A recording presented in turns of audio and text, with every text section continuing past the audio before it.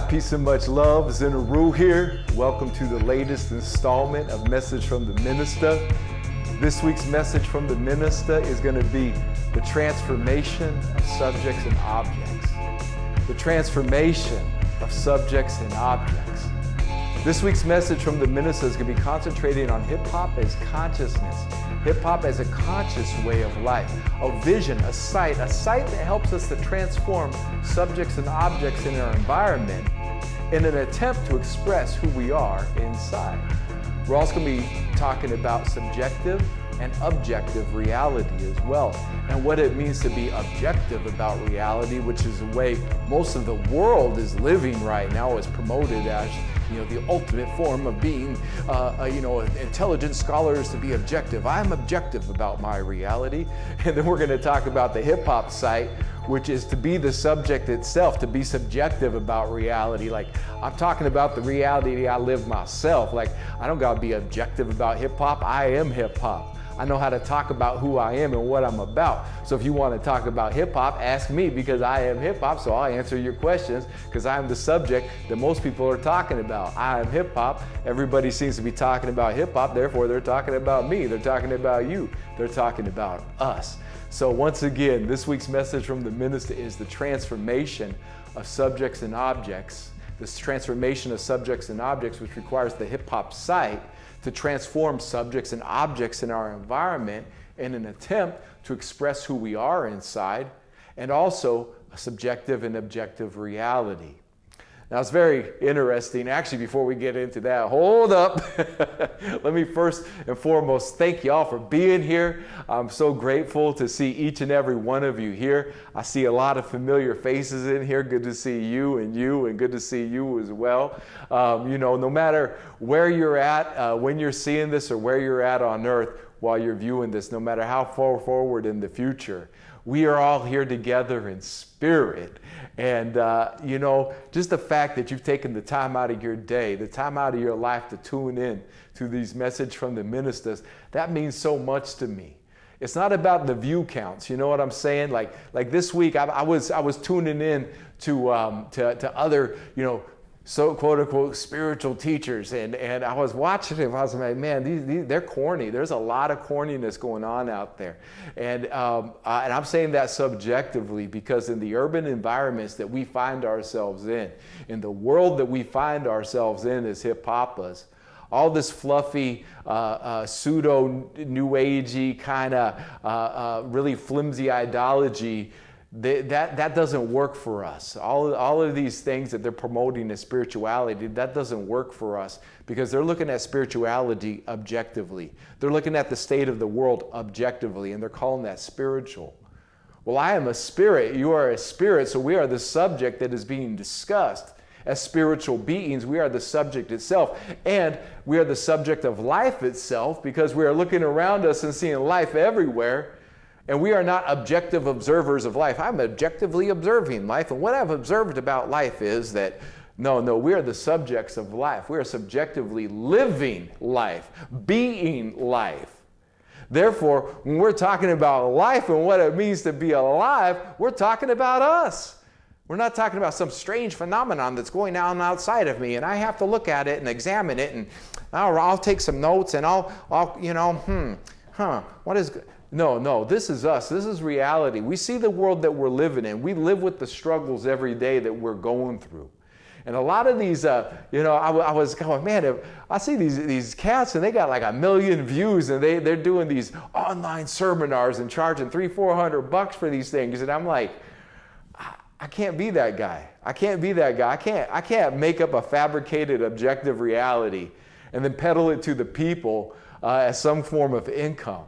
No, I can't do that. My God takes care of me. I got my own business. I've got my own ventures. I get paid to counsel people. And actually, I'll mention that too. If anybody's looking for any really coaching people, and I'm not a counselor, but coaching people. If anybody's looking for some coaching in their life, some life skills coaching, go ahead and hit me up at ministazinuru@gmail.com. And I charge $50 an hour, but nobody's turned away. And it's just a donation. So ministazinuru@gmail.com. Hit me up if you want to book an hour session or an hour and a half session or a 2-hour session. It's something that I do on the side. I don't put it out there publicly a lot, but I've been getting more and more requests, and I've been doing 2 or 3 a week lately. And so I just wanted to put that out there because not everybody knows that that's a service that I offer. So just hit me up at ministazinuru@gmail.com. And I'm going to throw my PayPal link here too. I'm going to throw my PayPal link at the bottom here. If anybody wants to make a donation to what's going on here, and you're just grateful, or if this knowledge or this information has helped you in any way in your day-to-day living, I don't feel obligated in any way. The best way that I feel like that this energy is reciprocated is that you go out and live your best life possible, that you are empowered through the words that you're hearing, and that you're getting some kind of useful information that you can, practical metaphysics, that you can go out and use in your day-to-day life. But if you do find value in anything that I'm saying, or it's helped you in any way, I'll put my PayPal link below here. Go ahead and hit that up and throw me a couple bucks, 5, 10, 20, $100, or whatever it is that you feel led to do, because this does take time. This takes time away from the business that I'm working on. This takes time away from counseling. It's a good 5 or 6 hour process, not just, it takes a couple hours to go and put all my notes together that I've collected throughout the week. It takes a couple hours to make a cohesive lesson plan. It takes a good hour and a half to film this, get the whole studio set up, get the lighting set up, and film this. That's a good hour and a half, 2 hours. So there's already 4 hours invested. It takes about 2 hours to edit the video. So there's 6 hours, and then throw another 2 hours in uploading and have to go through the whole process of getting it posted up and sharing it everywhere. That's a solid 8 hours. So one work day a week goes into this each and every week. And I'm glad to do it. I don't need no money from nobody. Like I said earlier, my God takes care of me. My business runs itself. And so, I have funds and I have means to make money. But also doing these messages from the Minista keeps me from doing those other things that help me support and sustain my family and support my life. So if you feel led, there's a PayPal link below, or if you would like a one-on-one counseling session, or a one-on-one, I would call it a counseling session. I keep going back to that. I'm certified Theta healer, so I'm certified to do these kind of sessions, but it's hip hop life coaching. And I ask for $50 an hour for a donation. If that's a little too steep for you, hit me up, let me know your situation, and we'll work something out. But I just wanted to offer my services out there beyond just these messages from the Minista every week. Because it's really important, with the way that the world is going on and all these really, to me, they're fake forms of spirituality. I mean, I kind of went off on my Instagram today. I kind of went off. I woke up today. I had a good prayer meditation, start my day off, and then I jumped online and I was watching some video on YouTube, and this advertisement came on. And this guy was using my style. I was like, dude, did he watch my videos? He's biting my style. He's using words like our trajectory, and he's using all these spiritual sounding words, but I could tell the difference between him and me is he didn't know what he's talking about. I know what I'm talking about. That's why I can give these messages for free, because I'm living what I'm talking about. I don't need 1 million views. I don't need all that. I don't need recognition here, that, because to me, if anybody's life is affected by this, especially if anybody's life is affected in such a way that they dedicate themselves to the further preservation and development of hip hop culture, then that's what I've done my job. I've done my purpose. I've fulfilled my purpose at that point. To inspire anyone to see themselves as hip hop, whether they're in their 30s, their 20s, whether in their 50s, 60s, 70s, or 100s, I don't know. But what I do know is that as the subjective reality that I'm experiencing as a hip hopper, as Minister Zin Uru, as hip hop itself, I'm living in a reality that is beyond definitions, really. It's something that has to be experienced. Now, I can talk about it every week, but it's an experience that each and every one of us who says, I am hip hop, has to go through. It's a certain way of seeing, it's a certain way of being. And it does, it literally transforms subjects and objects in our environment. And it gives us an opportunity to express ourselves from the inner being, to be hip to our hop, to hop forward out of us, the hip, the knowledge, the knowing that's in us, the hip that's in us, to hop it out of us, whether it's through words, whether it's through song, whether it's through music, whether it's through art, whether it's through business, whether it's through action, whatever it is that we're expressing ourselves as hip hop, we are doing that in a way that we are the subject that we are talking about. And with this hip hop sight, with hip hop consciousness, we can look at certain subjects and objects in our environment, and we can begin to transform those subjects and objects. What do I mean by that, though? What are we actually talking about? Well, historically, I would say, the most obvious one, when we talk about hip hop consciousness, transforming an object, okay, an object itself. Hip hop consciousness transforming an object is that hip hop transformed a turntable, a record player, they used to be called record players, a turntable, which was sold in the appliance section, which was considered a household appliance. Back in the days at Sears, they would sell the record player as an appliance. I know I was born in 1973, the year hip hop was born. I remember going to Sears and actually seeing record players being sold in the appliance section. They had record players with the little speakers and like a little dust cover you'd pull up, but you go and see the record players sold in the appliance section at Sears. Now, the side of the hip hop site from, Cool DJ Herc, Africa Bambaataa, and Grandmaster Flash, they took what was a appliance and they turned it into a musical instrument. That's profound, and this does go back to the selecta. This goes back to the MC in Jamaican reggae and dancehall culture. This does go back to that. But what hip hop did, what these pioneers did, was that they took a record player and turned it into a musical instrument. Especially a Grandmaster Flash, Grand Wizard Theodore, when you start getting the cutting and scratching involved on the records. So much so that what was once a kitchen appliance became the highest selling instrument in the United States and the world for a long time, outselling the electric guitar.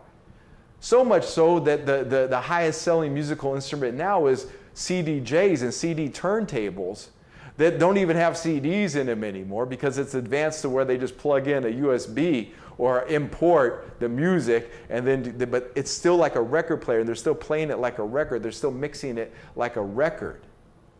That's profound to think about. Because that's just one example of the hip hop site being applied to an object and then transforming that object into something completely different. Now, back in the day when I was growing up, you put the record on, you put the needle down, you closed the dust cover, and you sat down and you listened to music, or you danced, or you rocked out, or whatever it is. You put the record on, you left it alone. The last thing you wanted to actually do is scratch a record. Oh man, I would get in trouble. Me and my brother would get in trouble if we grabbed the needle too quick or we jammed it off if we scratched a record, because when you scratch a record, it would start skipping. So when we were growing up, like the last thing you were allowed to do was scratch a record. And now people go out and buy record players specifically for that reason, so they can cut and scratch a record. So, this is transformation, the way that we actually perceive what a turntable is. Like, we don't even see the turntable anymore as an appliance. That's how thorough the transformation of the object, the turntable is. It was so thorough, the transformation from an appliance to a musical instrument, that we only see it now as a musical instrument. Well, the majority of us see it as a musical instrument now. There are record aficionados that just use it, to play music, but they're even aware of, if you're a record aficionado, you're going to be aware, you have to know who Grandmaster Flash is. Like literally, anybody who is an expert or loves music of anywhere in the world, if they're not hip hop, they have to know who Grandmaster Flash is, or they don't know music. And that's where we get into the transformation of objects, the turntable. Let's talk about the transformation of subjects, ourselves as hip hoppers. Grandmaster Flash was an electrician. He was a delivery. He used to ride his bike and deliver things in New York City. And then he was also an electrician. So Grandmaster Flash, once he saw what Kool Herc was doing, he said, I'm going to do that, but I'm going to do it a different way. I'm going to start putting the way that I want to do it. And I start hearing the records played like this, and I start hearing records like this. So Grandmaster Flash transformed himself through the hip-hop site, even though it wasn't even known that at the time. He transformed himself into Grandmaster Flash. And everybody who sees Flash knows who Grandmaster Flash is. He's a worldwide icon. And that's what it is for us as hip-hoppers. We transform ourselves. We are the subject that we are transforming itself. And not just us as a subject, we can look at like Martin Luther King's I Have a Dream speech as a subject. And through the hip-hop site, we can see ourselves in this and say, yo, he's actually talking about us. And so we are able to transform Martin Luther King's I Have a Dream speech into he's actually talking about us. And then that's all that we see. We so thoroughly transform it in our minds. We've transformed what the speech is. Now in history class, this was, Martin Luther King's pivotal moment of speech in American history that helped the civil rights struggle and changed a generation. And, and that's how it's remembered, as this brief moment in American history. But as a hip-hopper, and our subjective reality as a hip-hopper, we look at this and our consciousness has transformed this from what we're taught in school or what we're taught by the mainstream American media or academia of the I Have a Dream speech. And then we look at this subjectively, and we look at this subject of the I Have a Dream speech, and we see ourselves in it. And so thoroughly do we see ourselves in it that's all that we see. Like that's all I can see. I don't know what they're seeing. So when they celebrate Martin Luther King Day, I get it, I understand it. But we celebrate Martin Luther King every day. I got him up here, two of them every week. I've been to the mountaintop speech, which was his last speech before he was assassinated, before he was murdered by the United States government. And then I have the I Have a Dream speech, which was the groundbreaking I Have a Dream speech, which actually literally spoke hip hop into existence. But it's our hip hop site, and it was really the hip hop side of the teacher when he saw this and was able to start pointing it out to us. Yo, wait a minute, look at this. We can see the movement of hip hop through Martin Luther King's I Have a Dream speech. We can see ourselves in this speech. He's literally talking about us here. We're the living dream characters of Martin Luther King's I Have a Dream speech, where little black boys and little black girls are sitting around the table, brotherhood, and we're living together and we're playing together. And this is the hip hop site. Like hip hop, we understand what racism is. We see racism all over the place in the world, in the United States of America specifically. We're not in ignorance of that. We know what it is. But somehow, we sit at the table of brotherhood as hip hoppers. Somehow, we figured it out. And this isn't just something new we figured out. This is how it's been since the dawning of time. There have been plenty of people in every so-called race and every so-called tribe who got along. I point this out often in his book, in Howard Zinn's book, A People's History of the United States of America. It talks about how in the 17 or 1800s, they made so-called interracial marriage illegal. And that's pretty profound, because the only reason they made it illegal is because they were losing political power. They were losing actually economic and political power, because they weren't able to pit so-called black and so-called white folk against each other anymore, because we were marrying one another and having children. It's just what we did. That's nature. That's our natural reality. That's our hip hop reality. So what they did was they had to make it illegal for that to happen. And the reason they made that illegal for that to happen is so that they could keep the racial division in place. Because as long as they've got racial division in the United States of America, the entire world is going to suffer. The entire world's going to suffer. As long as they can create even the illusion of racial division in the United States of America, and they can keep black folk on this side of the tracks and white folk on this side of the tracks and Asian folks over here, as long as they can continue to do that, this fake-ass government, these liars, these media manipulators, all these clowns that I talk about and diss every week, put my middle finger up at them every week, both middle fingers up at them every week.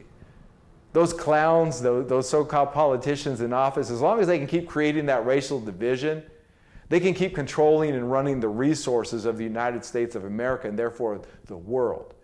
Because there's a certain group of hip-hoppers in the United States of America who are the most influential people on the entire earth. Like the pioneers of hip-hop are the single most influential group. And all of the earth, all of it, all of the religions, all of the nations, all of the cities, all of the belief systems, all of the economics, all of that aside, that group of hip-hop pioneers are literally the most influential group of people on earth. They transformed the way the entire earth looks, sounds, and operates. Every country has been affected by hip-hop. Every urban environment on earth has been affected by hip-hop, and it has hip-hoppers living there, going through similar struggles. We share the similar struggles all over earth. And we all center around these ideologies. We all center around these subjects like peace, love, unity, safely having fun. Those are those things the subjects that we look at and say, yo, that's what, I see my environment's war, but I want to transform war into peace. I want to transform the subject of war into peace.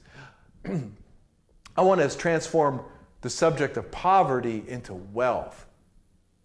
I want to transform the subject of hatred that I see going on in the world. I want to transform that into love. I want to transform all this ignorance I'm seeing. I want to transform that subject of ignorance into awareness. That's what I want to transform that subject of. And this goes on everywhere. This goes on in Nigeria. This goes on in Colombia. This goes on in Spain. This goes on in England. This goes on in Florida. This goes on in Portland, Oregon. This goes on all the way up in Ottawa in Canada. This goes on in Iceland, this goes on in Russia, this goes on in China, Japan, Korea, everywhere. This is happening. Hip hop is happening everywhere. In every city in the United States of America, there is hip hop, and there are hip hoppers who are looking at their environment and wanting to transform and change the way that the world is behaving, change the way that the world is interacting with itself. And that comes from somewhere inside of us. That comes from somewhere deep inside of us as hip-hoppers, that we can see that and we can know that. And I want to use this message this week. My goal, my aim this week of this message is to empower those who hear it. To not only empower themselves, but empower those in their environment, in their community, to begin understanding the metaphysics that we're working with when we talk about hip-hop as consciousness. And that consciousness can transform what was once a record player, what was once an appliance in an appliance store, into the highest selling instrument in the world. Completely transforming the way we look at music, the way we play music, the way that we feel music, the way that we record music. And that's just hip-hop as music, let alone our philosophies and graffiti, our b-boy and b-girl break-in is an Olympic sport now. An Olympic sport. One of hip-hop's elements is recognized by the Olympics as a sport now. Whatever you think about that, whatever your opinion on that is, it really happened. The world sees itself differently because we exist as hip hop. That's empowering. That's empowering for us to know. And it's important for us to know, and it's important for us to pass along to our children as well. So while we're talking about subjective and objective reality, we're going to be talking about what a subject is and what an object is. And this week I have to use my laptop because I ran out of ink on the printer this week, forgot to pick up ink. So I'm going to be reading the definitions, and they're actually quite a bit of reading this week, so on the definitions. So I just want to thank you all for being here. And these lessons, the reason that we put these out, the reason that I put these out like this, and the reason we go over these definitions is because it's very important for this to have a focal point, a focus that we can focus on when we're talking about these things, so we can define what they are. Now, we're not bound to the American Heritage, the American Heritage Dictionary, third edition. We're not bound to that to define who we are. In fact, we're defining who we are. We find out every week. The hip hop doesn't even often agree with the definitions in the American Heritage Colonizers Dictionary. We don't even agree with their whack definitions a lot of the times. But their scholarship is thorough and their scholarship is sound. And when we start talking about these, this is what our people, this is the way that most people use these words when we're talking about English. So let's come up with the definition when we're talking about the transformation of subjects and objects. And by transformation, we mean the shifting from it being viewed as one thing into something else, the use of it from one thing to the other. The sight that what we used to see as a hindrance is now, a strength in our lives. What we used to see as a weakness becomes a strength. What we used to see as something that holds us back is now pushing us forward. What we used to be invisible has now become visible. That's the transformation that we're talking about, and the transformation of just this living room into a serious temple. This living room has been transformed into a temple through my own consciousness as a hip hopper. I've transformed this basic living room into a temple. This is the object, but it's also the subject as well. Okay, definition number 1 for object. Object is a noun. Something perceptible by one or more of the senses, especially by vision or touch, a material thing. So they're saying right here, right off the bat, that an object is something that is perceptible by one or more of the senses, especially by vision or touch, a material thing. Object, noun, definition number 2. A focus of attention, feeling, thought, or action. An object of contempt, an object of adoration, a focus of attention, feeling, thought, or action. So this is pretty profound. So when we're focusing our thoughts on hip hop, it becomes the object of our focus. Really, though, it's the subject of our focus. Subjects and objects are very much intermingled with each other. We're going to see that when we get into the definition of subject. We're going to see that these definitions are very intermingled with one another, and that they almost blend together into one being. Definition number 3, the purpose, aim, or goal of a specific action or effort.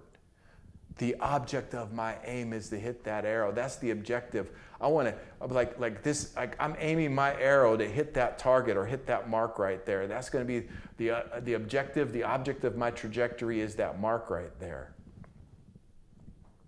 That's very interesting. The purpose, which is the purpose, the object is a purpose, aim, or goal of a specific action or effort.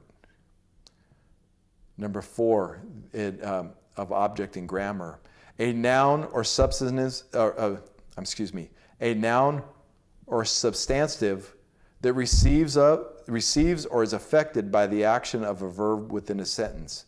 B, a noun or substantive following are governed by the preposition.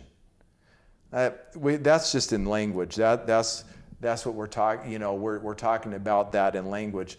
That's the object that we're actually talking about in language. It's the subject we're actually talking about. So very interesting right there. Philosophy. This is the one that I wanted to get into right here, because we're philosophers here at the Temple of Hip Hop. Philosophy, something intelligible or perceptible by the mind. Wait, hold on, what? Look at that again. An object in philosophy, something intelligible or perceptible by the mind. God. God becomes an object in that reality. See? See what I'm saying? God isn't just a subject we're talking about. From the definition number 5 here in philosophy, something intelligible or perceptible by the mind. My mind can perceive God. Our minds can perceive God. Therefore, God becomes an object of reality itself. Not just a subject. Not just this invisible thing, this that has no substance to it. No, it's actually an object, something perceptible by one or more of the senses. Our third eye sense can see it. Can see God. Object is a verb. Definition number 1. To present a dissenting or opposing argument. Raise an objection. And this is where objective reality starts getting its definitions from. This is where the colleges and universities teach this objective reality as opposed to subjective reality. From this right here. To present a dissenting or opposing argument. See, this is where people get caught up in semantics and stuff, and they're like, well, objectively speaking, there cannot be such thing as God because I don't see a God. Therefore, God isn't real because God is invisible. Therefore, there is no such thing as God because I object to that. I actually object to there being a God because I'm presenting a dissenting or opposing argument. I'm raising an objection. Oh, wait a minute. Now you're saying there's no God. You're objecting to that I say there is a God. You're objecting that I know the reality of God. You object to that. But right here in your book, right here in your definitions, it actually says an object is something intelligible or perceptible by the mind. My mind can perceive God. So now you're telling me that there is no God because you object to that? See where this objective reality gets its state of being from? This objective reality separates the person, the subject of reality itself, and just turns them into just like objective observer. And then that objective reality, they're able to kill and maim and colonize and do all the hideous things that the colonizer has done.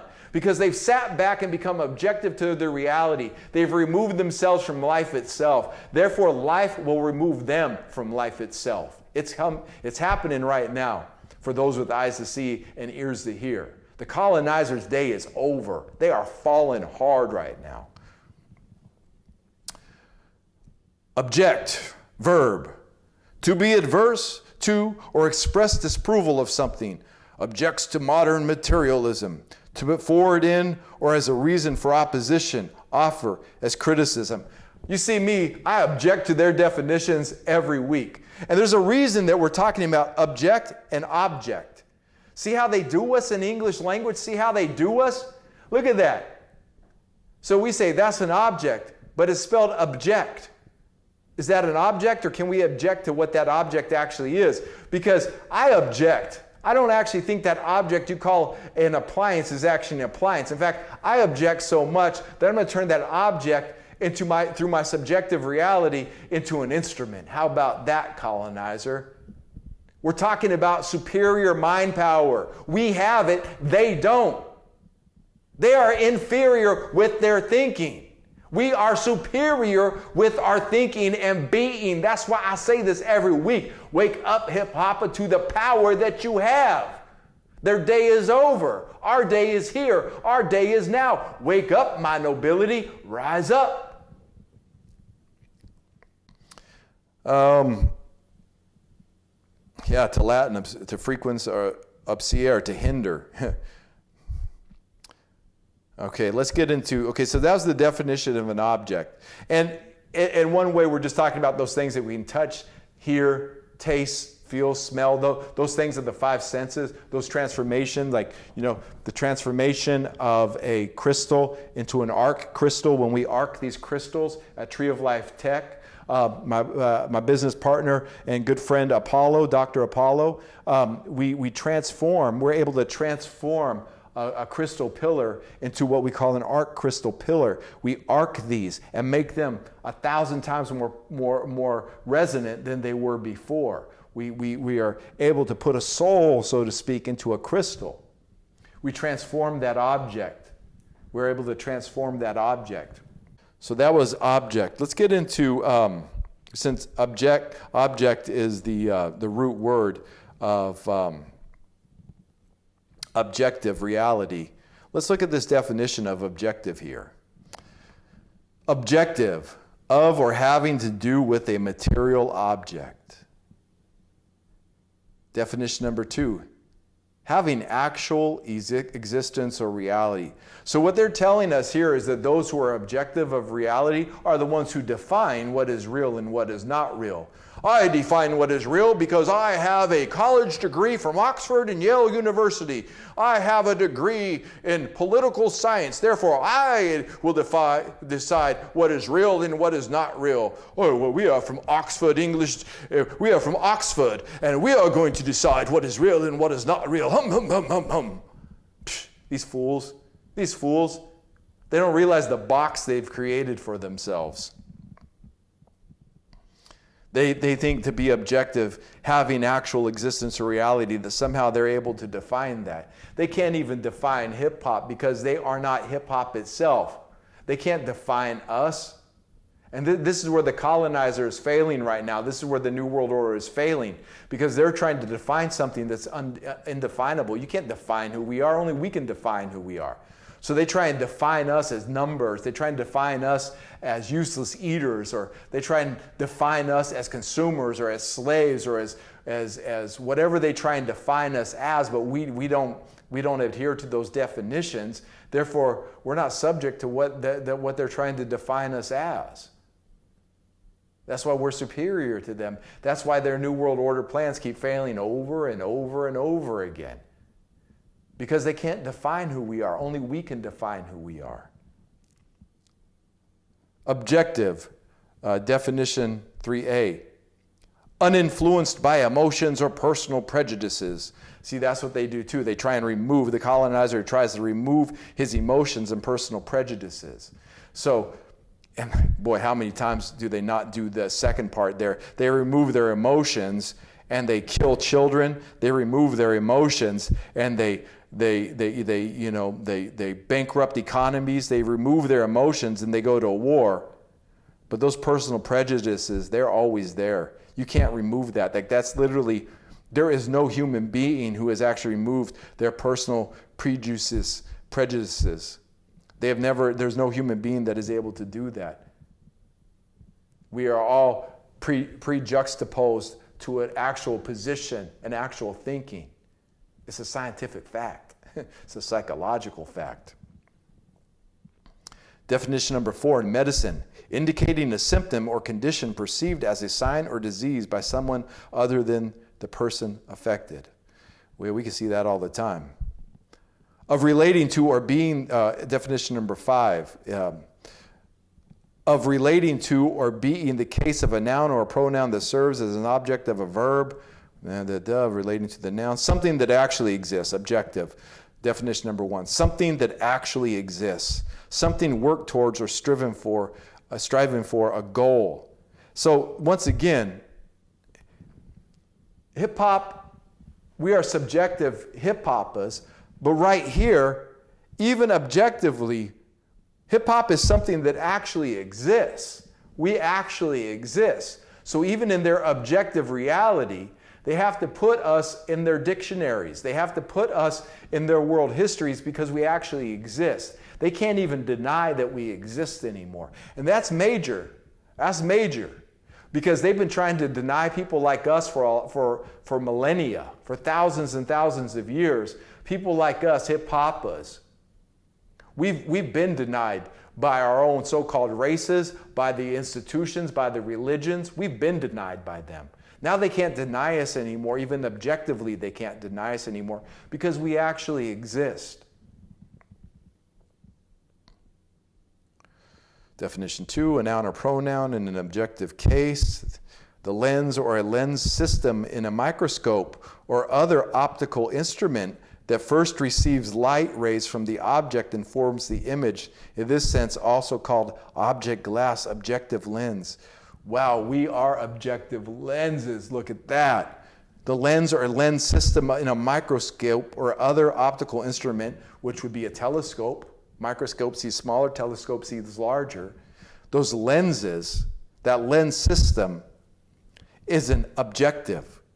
And it's an optical instrument that first receives light rays from the object and forms the image. We receive these rays of light into our lenses, our eyes, and we change them. We receive the rays of light that says turntable. We receive that and we say instrument. See how that works? This is where we notice that every week when we go through these definitions, they give us the common definitions, but then they sneak the metaphysics in there for those with eyes to see and ears to hear.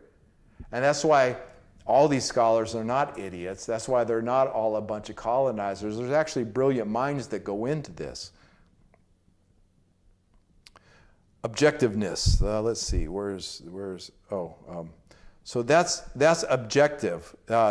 So objective reality and objects, things that we can touch, taste, feel, hear, smell, those objects, and then the objective reality, how it's observed, what's being going on. Subject, an adjective.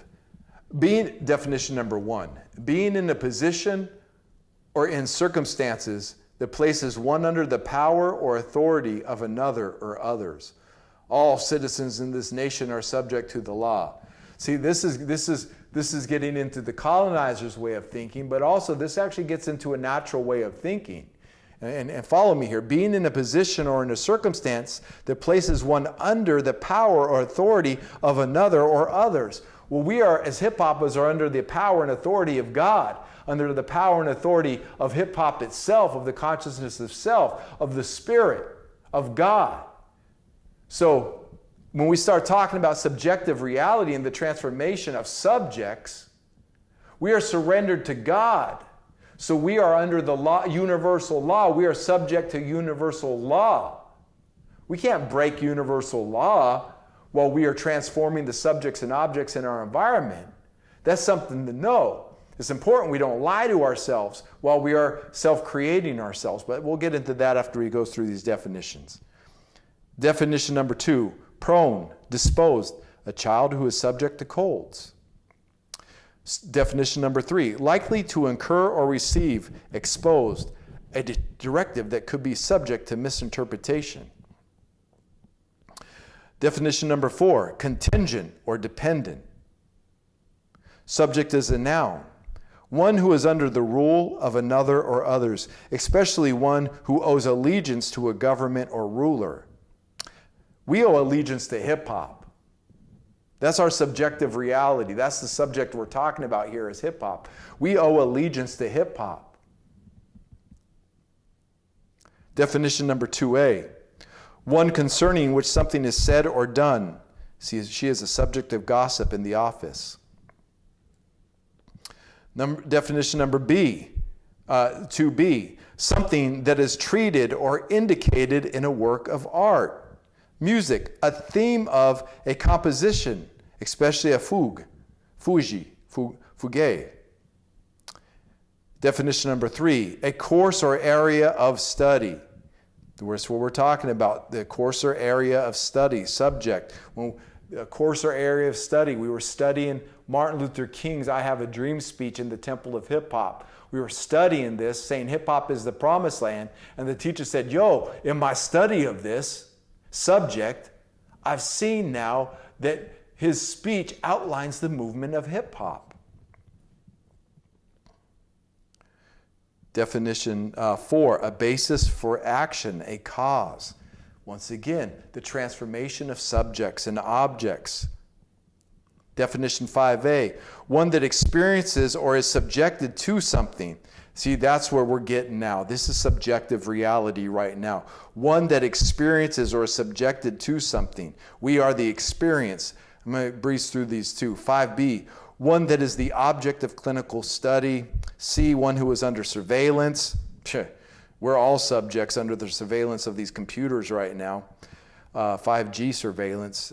D, a corpse intended for study and dissection, grammar. The noun, phrase, or pronoun in a sentence or clause that denotes the doer of the action or what is described by the predicate, and that in some languages, such as English, can be identified by its characteristic position in simple sentences, or in other languages, such as Latin, by inflectional endings. The term or proposition about which something is affirmed or denied. Philosophy, right here. A, the essential nature or substance of something as distinguished from its attributes. The mind or thinking part as distinguished from the object of thought. This is deep.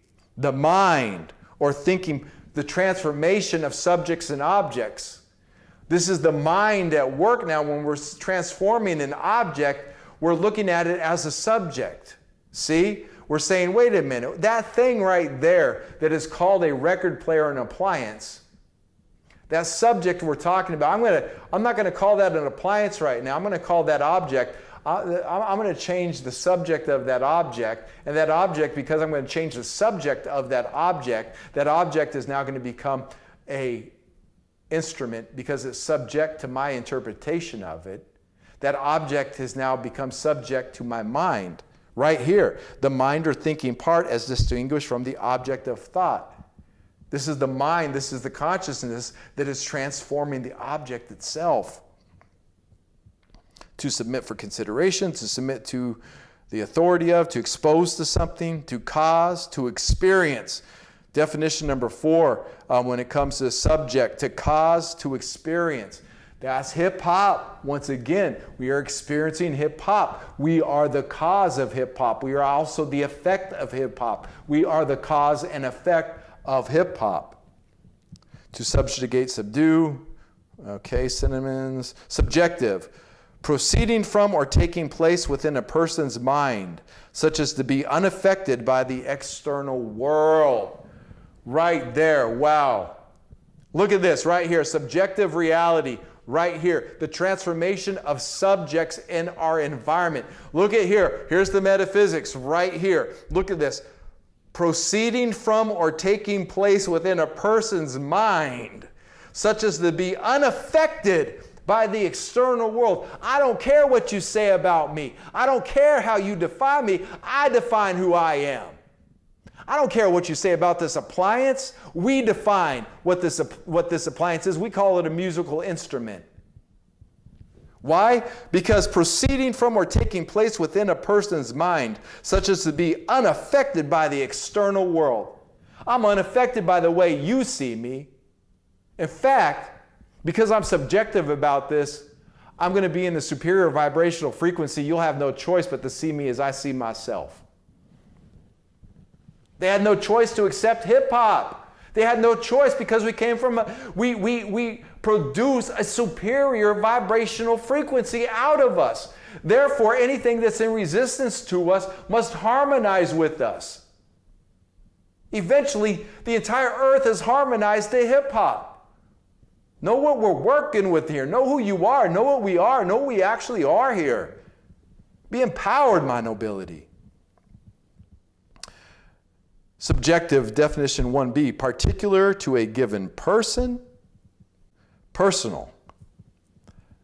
Definition number 2, moodily introspective. Well, if you know any of us hip-hoppers, especially artists, we are moodily introspective. Yes, ask those who've lived with me in the past. I am moodily introspective. I think deeply. I think very deeply. I think very deeply. Subjective reality, I think very deeply. I have to think. We have to think very deeply. You know, we have to think very deeply. If we think very deeply about subjects and objects, we transform those subjects and objects because we see them as something else.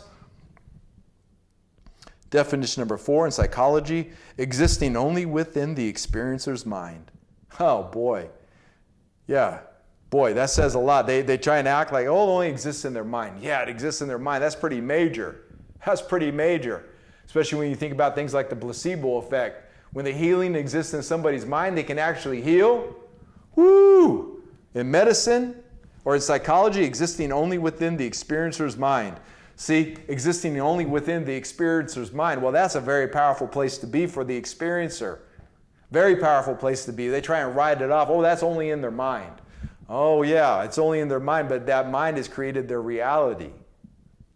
And they know that too. They know if they can just create it in our mind, they've created in the United States that everybody's racist again.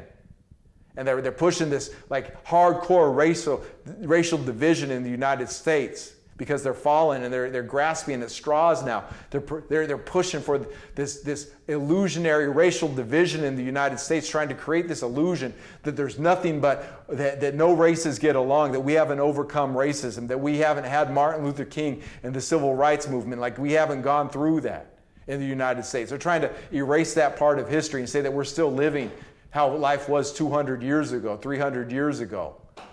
They're trying to put that. See, the firecrackers are going off outside right now in celebration of the truth. They're trying to do that in the United States of America right now because what they're trying to say is existing only within the experiencer's mind. What? They know that if they can just get people to believe that experience in their mind, it will create that reality for them. So they can get Americans to believe that we're undivided, or that we're divided, that there is no such thing as racial unity within the United States of America. If they can convince the United States that and the rest of the world that, they know that right there, existing only within if they can just make that lie, that's why they lie in the media, because they're making existing only within the experiencer's mind.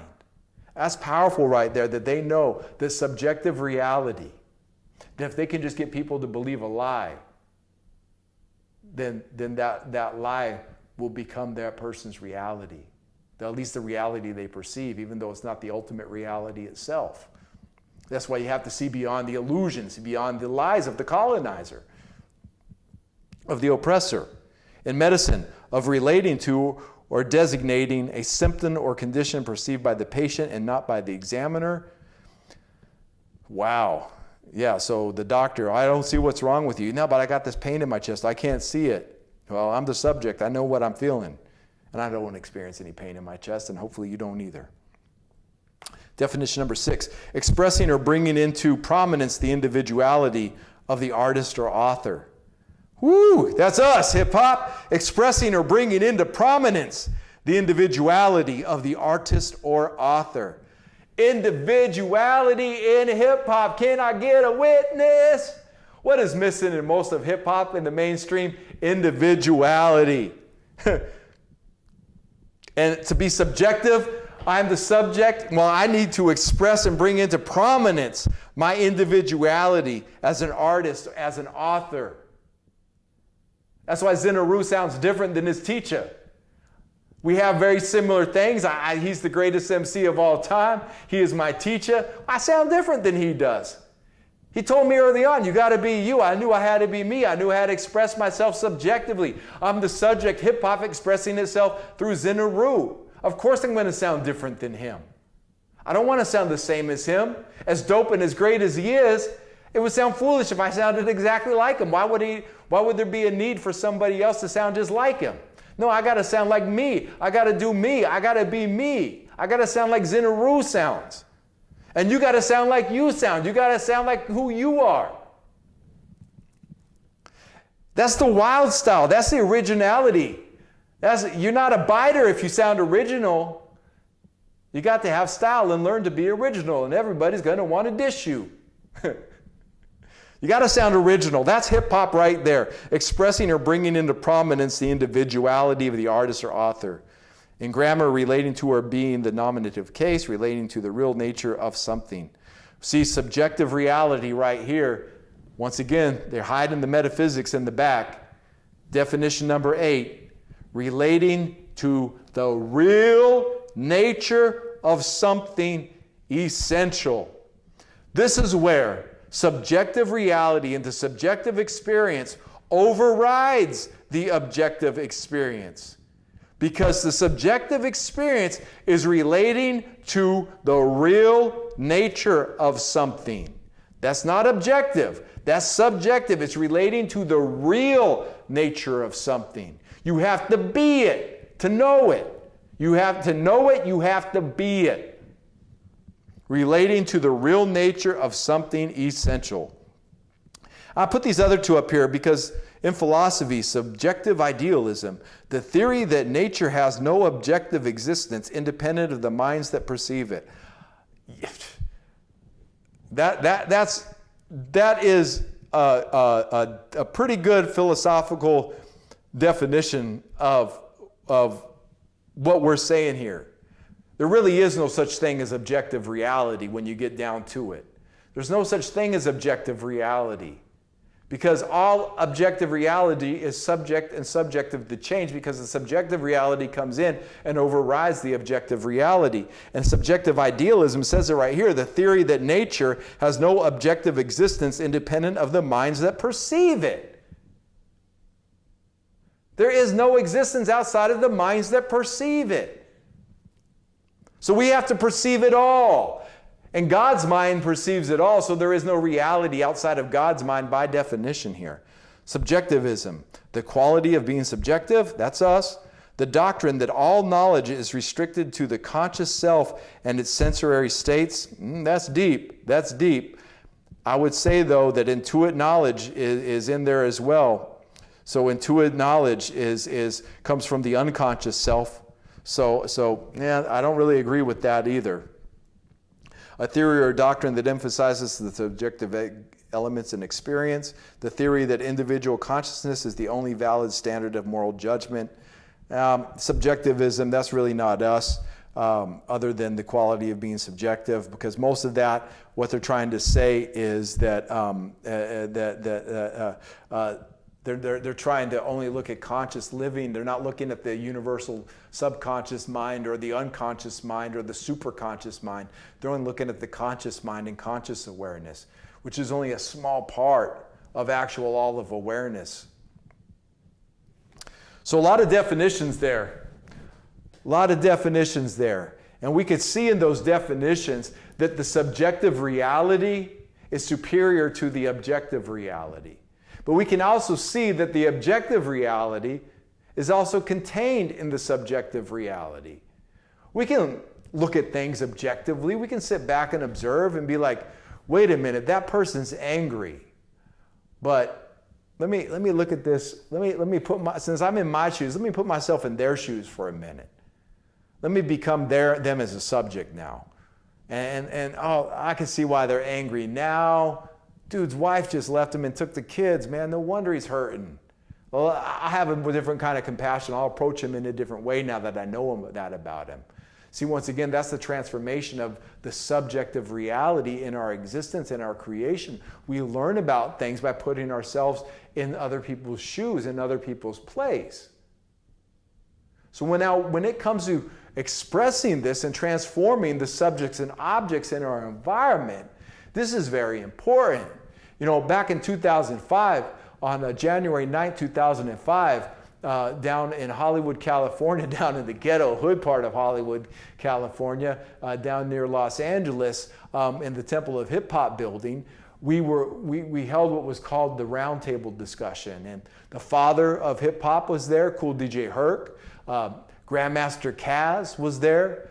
My dude, the Chief Rocker Busy B was there. Big up Busy B, shout out my G. Kool Mo D was there, the legendary Kool Mo D, and of course the teacher was there at the roundtable discussion. I was there too in the audience, just observing what's going on and being part of what was going on. I was like really a part of it, and I was sitting there watching these men discuss the history of hip hop, what inspired them. And there was this profound moment, you know. The teacher was asking, he was basically interviewing Cool DJ Herc, and he was asking him like, yo, you know, what inspired you to do this? What caused you to do this? And there was this moment of silence, and I'll never forget this. And I return to this thinking quite often, because this is what's inspired me. This is how the father of hip hop inspired me.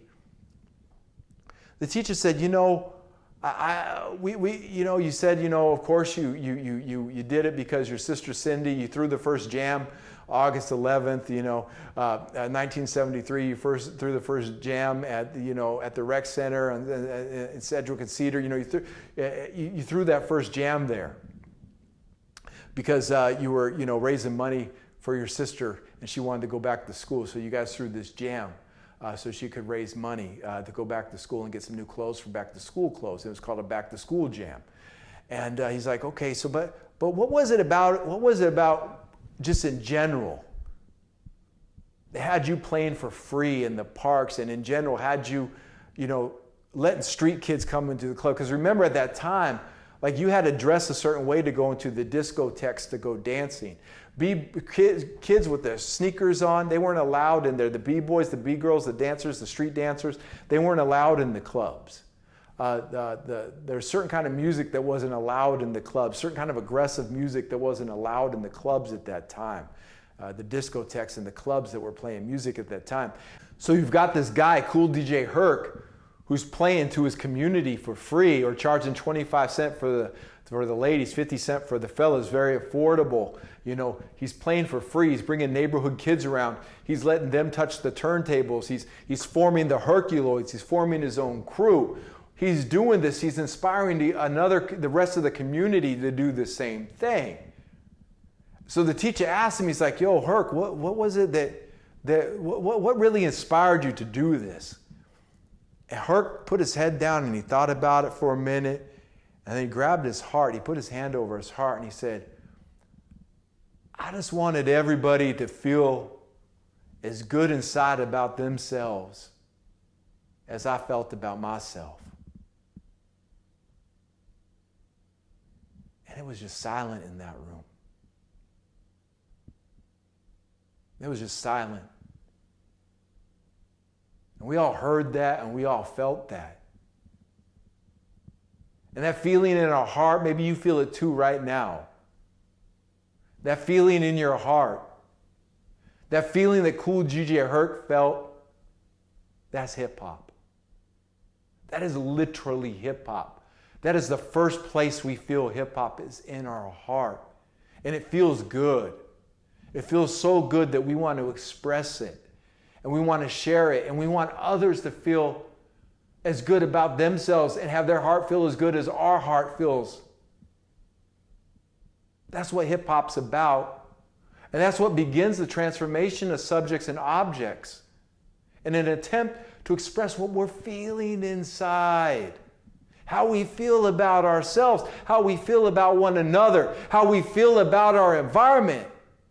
And this transforms reality itself. This is the real metaphysics of creation. And ain't nobody else is teaching this. Nowhere else is anybody teaching anything remotely like this. We stand alone as the temple of hip hop. We stand alone with the gospel of hip hop in this. This is for our people. This is a philosophy, a way of life, of lifestyle for our people so we can rise up out of the oppression.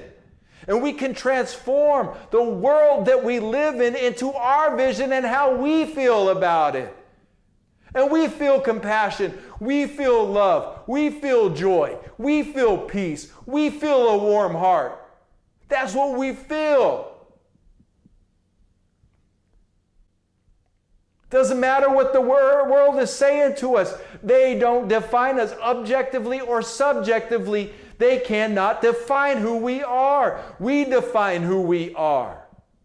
So their mass media smear campaigns, their fear propaganda, even their tones, they cannot define who we are. We define who we are. That is why they will fail again and again and again.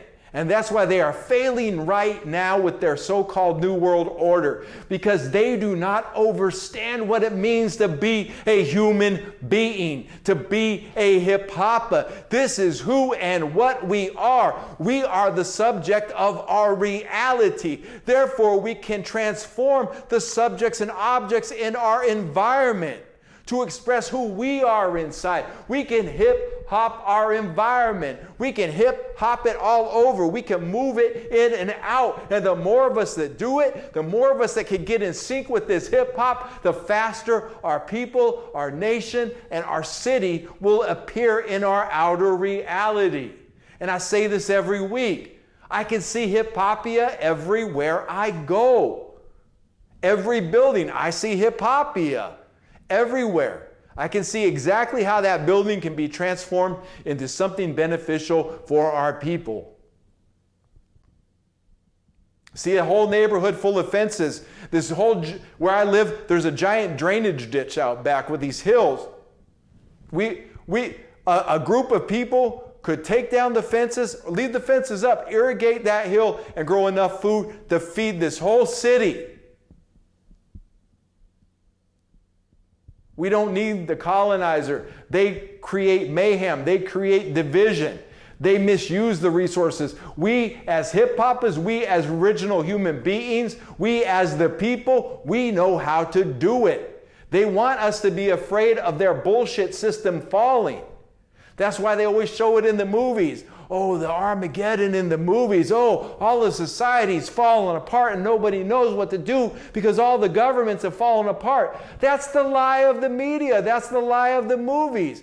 They fall apart. We know exactly what to do. Not only will we survive, but we will thrive. Let that bullshit system fall apart. See how good off we are. Because once it falls apart in your mind, you're better off. My reality is so much better once I just decided to put the illusions of the world down. Realize it's an illusion, realize it has no existence, realize it's a lie. My entire life got better. John Trudell said, "Today I will not enable the lie." How do people enable the lie? By even pretending that it's not a lie in the first place, just to make others comfortable around them. How often do you turn your lights down? How often do you turn your soul down just so other people in your room, in your house, in your environment can be comfortable around you? How often do you turn your soul down so others are comfortable around you? Is that not self-oppression? Are you not becoming the slave and the slave master at the same time? Every time you turn your light down to make somebody else comfortable, you diminish yourself. And you diminish them too. Let the light shine forward. Let your sound shine forward. Let your sound reverberate. Be who you say you are. Have that integrity to be who you say you are in whatever environment you're in. That environment will begin to transform. People aren't going to know the truth of who you are if you don't speak it. They're not going to know your soul if you don't express it. And the only one we have to blame if we don't express our soul is ourselves. As oppressive as the oppressor is, it cannot stop anyone or anything from expressing themselves. If they could, they would have stopped hip-hop. They couldn't colonize hip-hop. They've tried their best to discredit hip-hop. Even the mainstream rap, they've tried to do everything they could to stop hip-hop. But hip-hop is here, alive and thriving more than it ever has before. The pioneers are more respected than they've ever been before. Hip-hop culture is bigger and brighter and growing faster and more self-aware than it ever was before. They cannot stop us. Hip-hop, you don't stop. We cannot be stopped. Walk forward with that confidence and that faith, my nobility. There is no reason to diminish yourself. Rise up. That's what we say every week. Rise up. Spring forward. Be hip to your hop. Be who you say that you are. Begin transforming the subjects and objects in your environment. There's something that you see as a disaster in your environment. Can you turn that into a positive? Can you turn it into a business? Can you turn the trash in your sewers into a business? Can you turn a lawn into a garden? Can you turn your room and house into a temple? Can you turn this shirt into something else? Can you turn these beads? These beads were seeds. Somebody saw the site thousands of years ago, these Bodhi beads, and said, these Bodhi seeds, and said, oh, I could turn those into beads and make a decorative necklace. Then Adonis, big up Adonis, saw these beads, roped them up with some super ninja rope, and turned this into a soft weapon, a prayer. These prayer beads are actually a weapon. I could take these beads with this rope, and I could throw them up over something and grab them and pull myself up with it. That's how strong this rope is. So he saw that the beads, somebody a long time ago saw the seeds and they turned it into beads. Adonis saw the beads and turned it into something even more, a useful tool. Reverend Dr. Apollo saw the crystal, and somehow that consciousness working through him saw that and said, I could arc this crystal and make it shine brighter and give it a resonance and a frequency that will be amplified, that the quartz itself will amplify the gems and the gold within it. He's a hip-hopper. His mind is hip-hop. Transforms subjects and objects to express something he's seeing inside, something we see inside, something we feel inside. We're not weak. We're powerful. We're strong. We're empowered people. That's the transformation of subjects and objects in our environment. Oh, I wanted to say this too. Two movies to watch. One, talk about the transformation of subjects when you are the subject. A Knight's Tale with Heath Ledger. Great movie, fun one. The younger kids can watch it. Great movie, great performances, funny movie, great storyline. And it's about a kid who's born poor. And he wasn't born with the blood of a knight. And through his trials and tribulations, and his belief that he is a knight, he transforms his reality to where the king makes him a knight. He becomes knighted by the king. And his father says to him, you can change your stars. If you believe it, you can change your stars.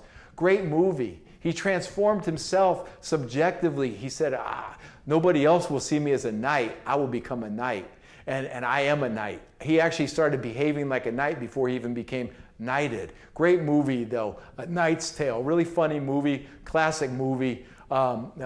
Take a moment to check that out. And another one is Beat Street.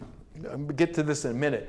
Beat Street, once again, shows these kids, Beat Street's a classic hip-hop movie. And it shows these kids, transforming their environment. The DJ, I forget his name in the movie right now, it slips me.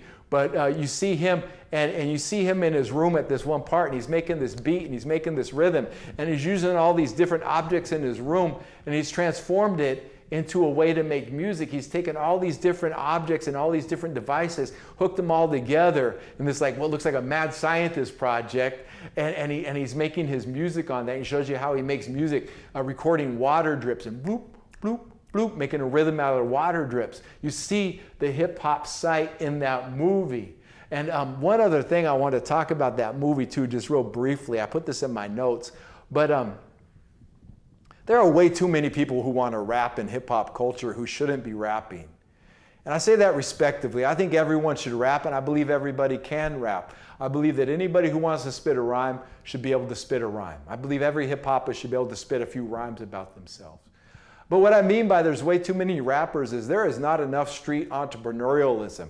There are so many rappers who aren't good, but they're so good at self-promotion and promoting their product that we see them all the time because nobody's feeling their music because they're great at promoting.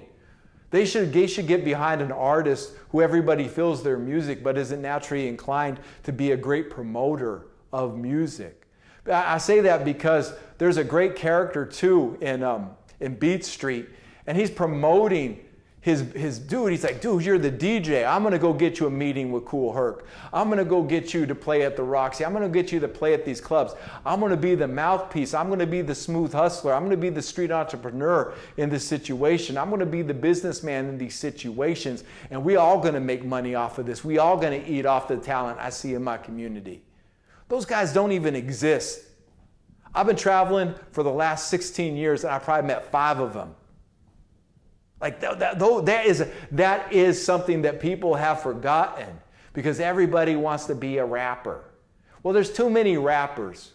And like I say, everybody should be able to rap. Everybody should be able to spit a rhyme as a hip-hopper. But we all know and we all see these these rappers who are they're just great at promoting themselves and getting all over social media, and they're great at putting their product out, but they're whack. Nobody's feeling their music. And then there's these great artists who every time they drop something, everybody's like, yo, I feel that song, we need more of that. And they can't get out of their own way to get it promoted and get it up on all the different platforms and get the video together and get their brain doesn't work like that. All they're thinking about is rhymes and spitting all the time. So that the ninth element, street entrepreneurialism, like we need to really bring that back in the community. And young people, if you got that in you, if you got that entrepreneurial spirit in you, you could become the wealthiest among us all. You could have 10, 15 artists that you're putting to work on a consistent basis. But the artist shouldn't have to be his own mouthpiece and go and make the phone calls and say, hey, I need to rap. What sounds better? Now just put yourself in the situation, you're a club owner. You get a call. Yo, hey, man, my name is MC Justice, and yo, man, I can rip a mic, man, I'm the dopest MC out here. Yo, check it out. My rhyme is so divine, I come right on time. Right now, you're seeing the sign. I'm like a wonder course. Of course, you want to hear me. You want to get near me. So here's the MC Justice, and he's spitting to the promoter. The promoter's like, what? Hangs up on him. Okay? Flip it now. Yeah, hey, peace, yeah, hey, my name is Beck, yeah, and I represent a few artists, actually. I have my own record label. Oh yeah, what's your record label about? Well, I got a few artists I'm representing, and one of them, is really, actually, he's gaining a lot of momentum in the streets. He's just got a new single out, and we're promoting his new single. But his name is MC Justice. And yo, MC Justice is the dopest MC you have ever heard. He is the future of hip hop. Okay, tell me more. I just want to be able to get him. See, when you've got somebody, when the artist has a mouthpiece to book them and promote them, the artist can go further, and the promoter can go further as well. We're missing this in hip hop. We're missing it, and I've seen it in the temple of hip hop. I know as an MC myself, you can see you can see, like, I don't know, like I can put my videos together. I'm a creative person. I'm very creative. It just comes over me, and I make music videos. I make these videos. I write albums and songs, dope performances, like all of that. I think about all of that, but like that's all my mind can think about all the time. You don't even know what it would be like if I had somebody making calls on my behalf to get me booked at different places. But everybody who comes to the temple of hip hop wants to be a rapper. It just is what it is. Everybody wants to MC, and I ain't dissing nobody. You're all MCs. You're all dope. But I know quite a few of you who could actually have become the mouthpiece and actually help the artists and help other artists in the community promote themselves so they could get further. And that guy's missing from Beat Street. That guy's missing. That character, he's missing in the community. And he was every bit as important as the early MCs and rappers was the businessman, the street entrepreneur. Every bit as much a part of the culture, every bit as certified, integral part of the culture, the smooth hustler, the street entrepreneur. We need more of those in hip hop. We need more of those. I saw something this week that said that as an artist, it's not just starving artist and then world-renowned superstar. It's not just two things. You're either a starving artist or a world-renowned superstar. There is a lot that goes on in between starving artist and world-renowned superstar. And those people in the streets, those who know how to make money just naturally, those who know how to promote, yo, do that instead of trying to be a rapper all the time. We don't need more rappers. The last thing hip-hop needs is more rappers. Yeah, we need real cultural MCs. We're going to always need that. There's always room and space for real MCs. But hip-hop culture has way too many rappers in it. Way too many people that need to put the microphone down and pick up the telephone and help promote those artists who really deserve the shine. Okay? And y'all either know I'm talking about you as an artist or you as the rapper who actually should be an entrepreneur. You know, there's a lot of you out there. And hopefully, you watch the movie Beat Street, and you see yourself in that position, because we need more of you. The culture is broke because we don't have enough of the street entrepreneurs. The culture's not broke. I don't want to say we're broke, but we could all be having more money. We could all have more promotion. We could all be so much more than we are if we could get more people who could get on the phone and become the business, become entrepreneurial minded, and start getting the music and the product and the art out. The graffiti artist needs somebody to call and say, yo, I got this dope artist. I seen your building. The whole side of it's looking pretty sad. He could put you, he could do a whole mural on the side of your office, what you got, and you both make $2,000, $3,000. You know what I'm saying? The community needs the street entrepreneur to make a huge comeback so we can all eat.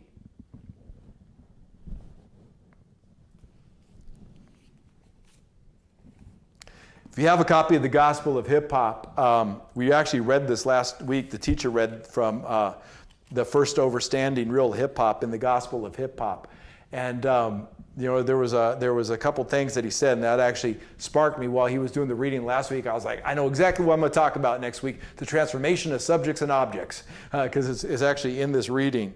But go ahead and turn to page 65, and we're on paragraph. See, this light's hard to read this. Paragraph 36, page 65, in the first overstanding, real hip hop. And we're going to go over this. Notice the spellings of hip hop. Capital H, lowercase I, lowercase p, lowercase h, lowercase o, lowercase p. Hip hop is consciousness. Capital H, lowercase I, lowercase p, space. Capital H, lowercase o, later lowercase p. Hip hop is culture, breaking MC and graffiti art, DJ and beatboxing, street fashion, street language, street knowledge, street entrepreneurialism, the 9 elements. That's hip hop is culture. And then I don't know if it says here, but little h, little I, little p, dash, little h, little o, little p, hip hop is product. Notice the different spellings when I pop them up here on the screen so we know what we're talking about. We're talking about consciousness and culture. We're talking about the transformation of subjects and objects.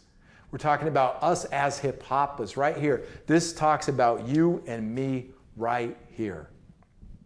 Notice the spellings here. For those who live hip-hop is not over there somewhere external of oneself.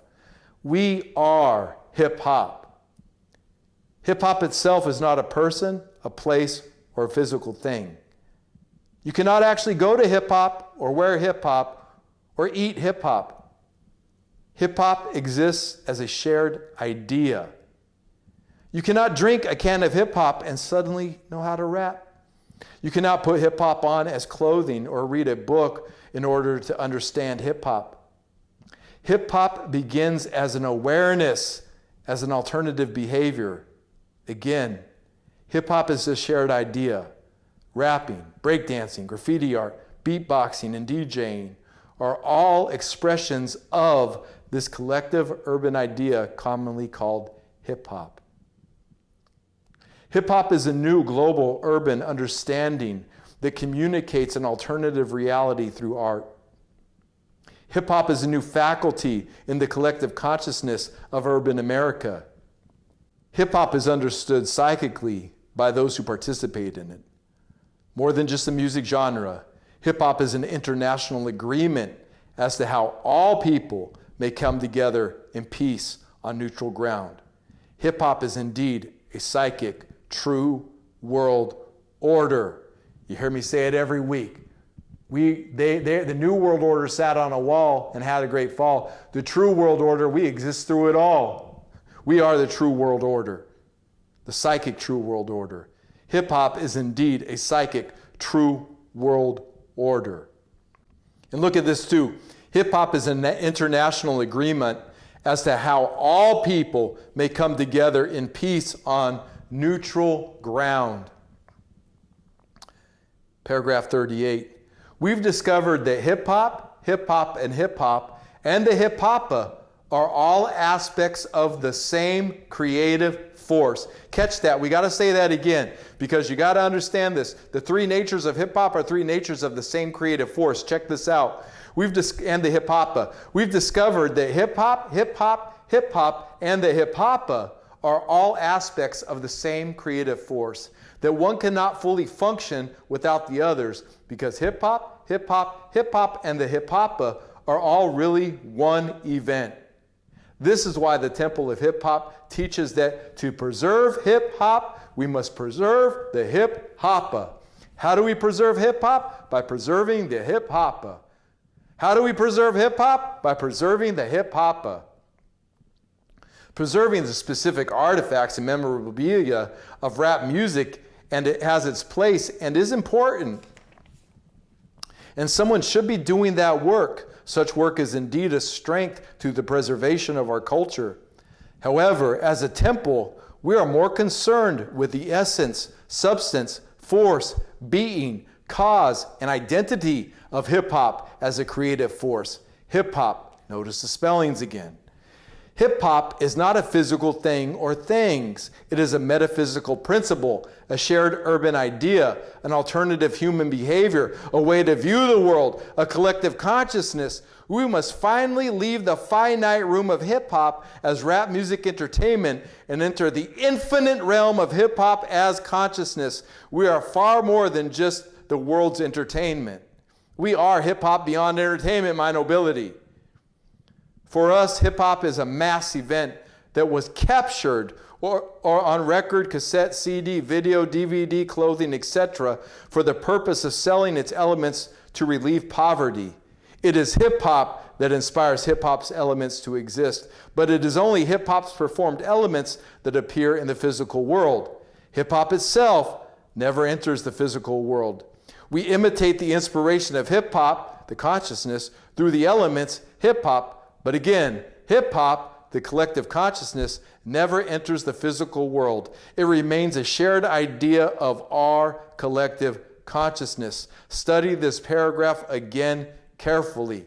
That's your homework, paragraph 41. Read that again and again and again. Understand what we're talking about here.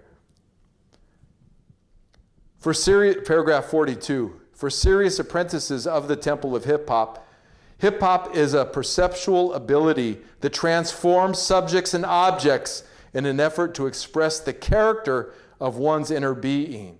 We talked about that before with Kool Herc and him wanting everyone to feel as good inside as he did about themselves. He felt good about himself, and he wanted others to feel good about themselves too.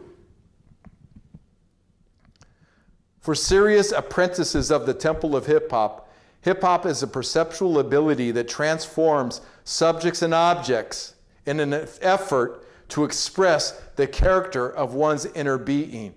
In an effort to express the character of one's inner being. What is your character?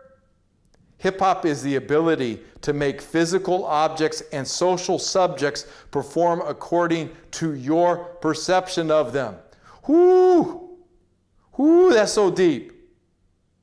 Hip-hop is a perceptual ability that transforms subjects and objects in an effort to express the character of one's inner being. Hip-hop is the ability to make physical objects and social subjects perform according to your perception of them. Change your perception, you will change the subject and the object.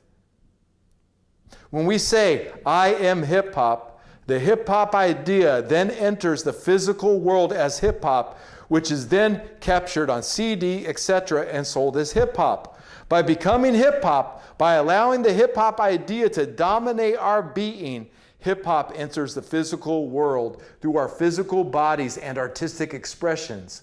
This expression, and for some, their physical bodies, is then captured in some way and sold as hip-hop. This is the metaphysics right here, and you're a genius if you put this to use. You are a genius if you put this to use.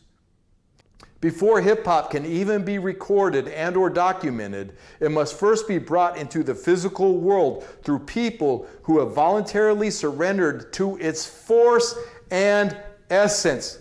Woo! Everything else is a recording, an imitation, or a documentation of the real effects of the original hip-hop creative force. hip hop. My nobility, surrender to the force and its essence that is within you. Surrender to the force and the essence that is within us. Surrender to this force and this essence. Surrender to this feeling, this character, this vibration, this frequency, this sound that's within us. Surrender to it. The preserving of such a perception, the preserving of such a perceptual ability has little to do with the preserving of its products. It has to do with understanding the ability itself, the essence that causes such products to exist. To preserve hip-hop, we must preserve hip-hop's perceptual abilities. Check that out. Let's read it again. To preserve hip-hop, we must preserve hip-hop's perceptual abilities. We must preserve the actual living, thinking hip-hop with the knowledge of hip-hop beyond entertainment. And that's what we're doing right here, right now, my nobility. We are preserving one another. From our perspective, the preserving of hip-hop has more to do with the preservation of its people than with the preserving of its products. It has to do with the preserving of certain customs, traditions, abilities, and techniques unique to the hip-hop experience. Such a style of cultural preservation is about preserving the essential causes that bring hip-hop into physical existence. This is the essence of our hip-hop preservation movement.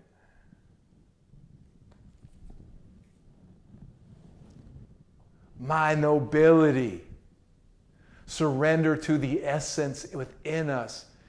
That hip-hop consciousness that's moving us, that's inspiring us, that wants to transform the world around us.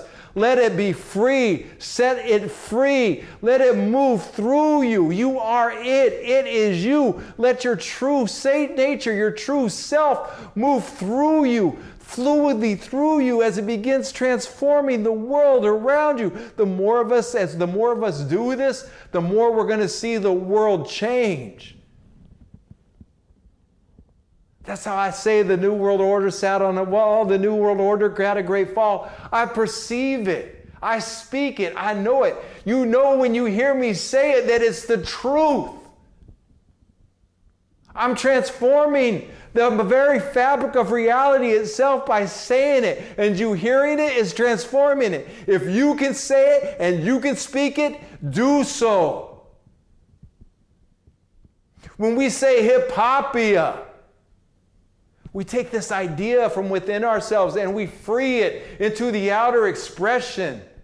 Don't be ashamed of your hip-hop. I see too many of y'all that I've known and you're ashamed of your hip-hop. You're only hip-hop when you get on the calls. You're only hip-hop when you come to the concerts. You're only hip-hop, the only time you're not ashamed is when you're in our presence as the temple of hip-hop. But then you walk around with your head down around your family and your so-called friends and your work.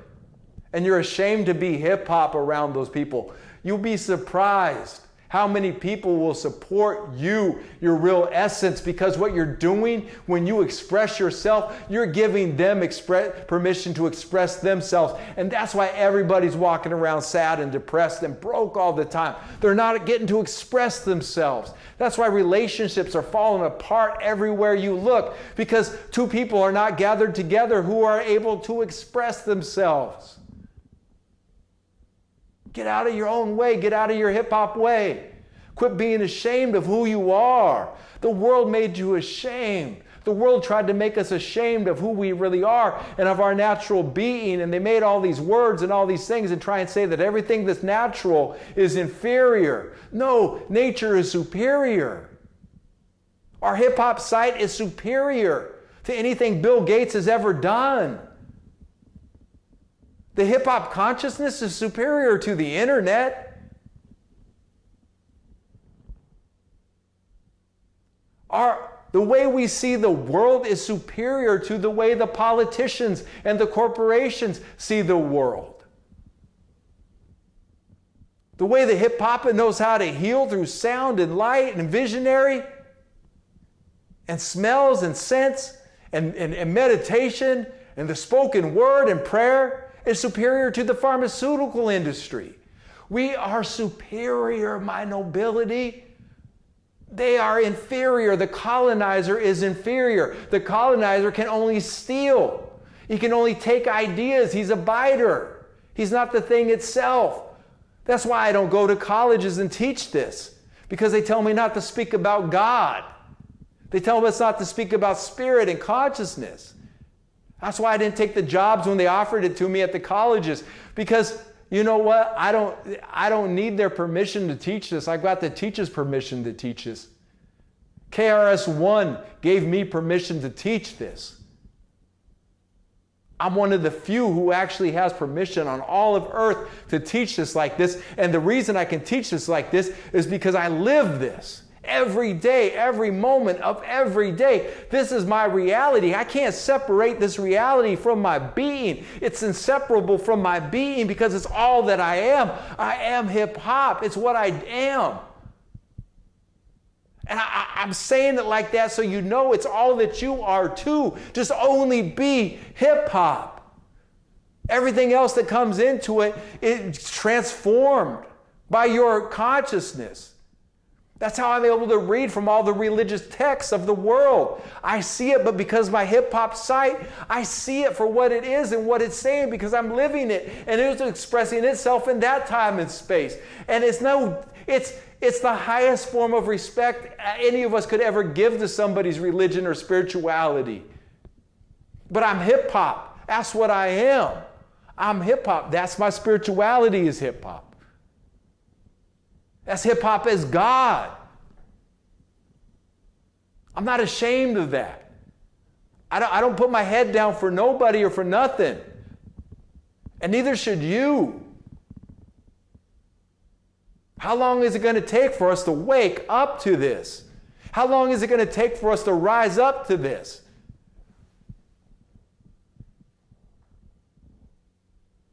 What if you could feel good all the time about yourself and who you are and about your family and about your community? What if you could feel good all the time?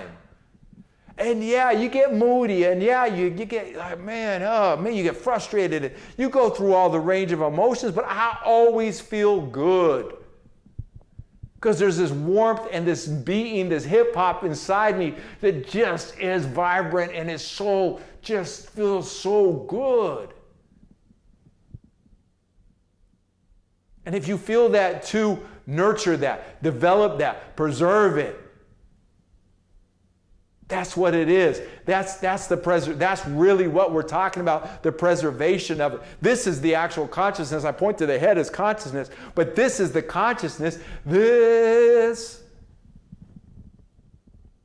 Open your heart, like we talked about last week. Express yourself. We need more entrepreneurs. We need more graffiti artists. We need more real MCs. We need less rappers. We need more DJs. We need less beat producers. There's way too many people who make beats, and there is not enough DJs. Why? Because it's hard to be a DJ. It takes work to be a DJ.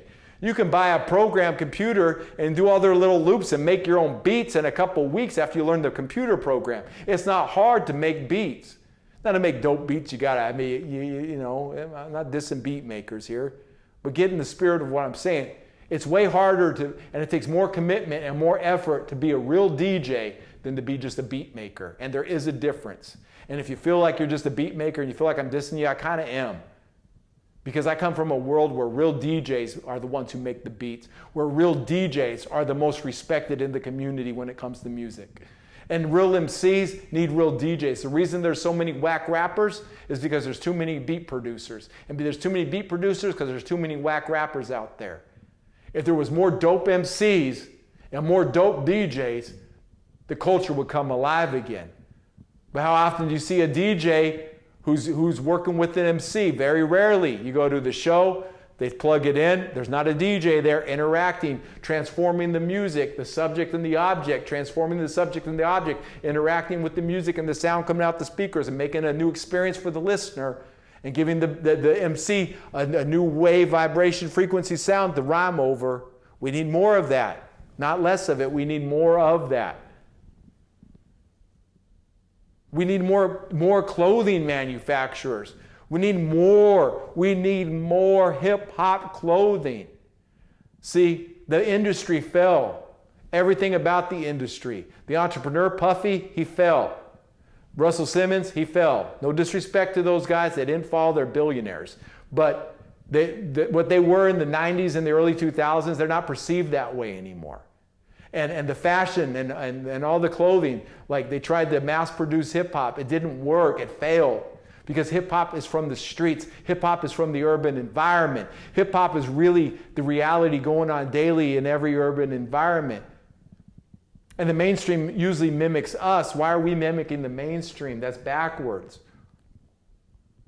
We need to create more clothing lines. We need to come up with new words, more language. We need more entrepreneurialism. We need more beatboxers for ciphers out in the street corner. We need more of that. We need more street knowledge, more people passing along knowledge, more people studying history and coming up with new ways to look at things for the hip-hop and the hip-hop lifestyle. We need more of that. We need more dancers, b-boys and b-girls, who do and follow traditions that have been passed down and the legacies that have been passed down. Now that's being watered down by Who Wants to Dance and all the TV shows, and that's going to be in the Olympics now, all that watered down version of b-boy. You know, what does this mean to a b-boy? What does this mean? Why is the language expressing? Why does everything doesn't have to be these like super califragilistic dynamic movements? What about the subtle movements of a b-boy and up-rocking? And what does that mean? You see, it's a language in and of itself too. We need more of that. We need more hip-hoppers out there expressing the roots and the traditions of hip-hop. Not just a bunch of rappers and a bunch of... We don't need a bunch of more rappers. That's the last thing the world needs is more rappers. The very last thing the earth needs is more rappers. The very last thing the earth needs, second to rappers, is more beat producers. There's too many of them. There's no more unique sounds and unique signatures come. There is, but it just gets so watered down with that. We need to uplift the real artists in our community. We need the entrepreneurs to do that. This is the actual transformation of subjects and objects to express this feeling that we have inside ourselves. I need y'all to book me. I need y'all to bring me to your city. Let me teach a group of people or one-on-one, wherever it's at. I need that. I need people to do that. I need to be put to work. Bring me out down to rock a show, rock a party. I'm dope. I got a live set. I'll teach a community anywhere at any time. Set me loose in your community. Bring me for a week. Put me up in a clean room somewhere and feed me for a week. Pay for my transportation. I'll pay for it myself if I got an opportunity to come out and speak to a group of people. Put me to use in the community. Let me inspire the community where you're at. I don't care if it's 5 of you or 50 of you or 500. Put me to work. Put us to work. This is real like that. Let's transform the world around us so we can express our soul, so we can express our hip-hop that's within us. My nobility, rise up, wake up, feel it. You were born for greatness, and we are in service to God. God isn't in service to us. We are in service to hip-hop. What can you do for hip-hop? How can you preserve hip-hop? Well, preserving the hip-hop. Well, once you preserve the hip-hop, you're going to need to start preserving other hip-hoppers and inspiring other hip-hoppers to preserve themselves. That's how it works. That's how culture works. See yourself, rise up. Be quick to rise up, my nobility. We got no time to waste. God is with you. God is here. Hip-hop loves you, my nobility. That's how you feel it. That's how you are it. Peace and soul, much love to you. And there it is. Yeah!